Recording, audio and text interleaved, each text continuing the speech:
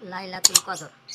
লাইলাতুল কদর কোন দিনে এটা আল্লাহ আমাদেরকে নিশ্চিতভাবে জানাননি, তবে বিভিন্ন হাদিস সমূহ একত্রিত করে এতটুকু বলা যায়, লাইলাতুল কদর রমজান মাসের শেষ 10 দিনের যে কোনো এক বেজোর রাত্রিতে রয়েছে, অর্থাৎ রমজানের 21, 23, 25, 27 বা 29 তারিখ রাতে।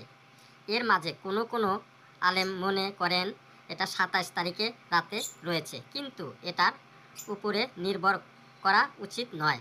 27 তারিখে লাইলাতুল কদর আশা করে সেই দিন ইবাদতের ব্যাপারে বেশি জোর দেওয়া যেতে পারে, কিন্তু রাসূলুল্লাহ সাল্লাল্লাহু আলাইহি ওয়াসাল্লাম এর উপদেশ অনুযায়ী রমজানের 21, 23, 25, 27 বা 29 তারিখে এই সব দিনগুলো রাতেই লাইলাতুল কদর তালাশ করতে বলেছে।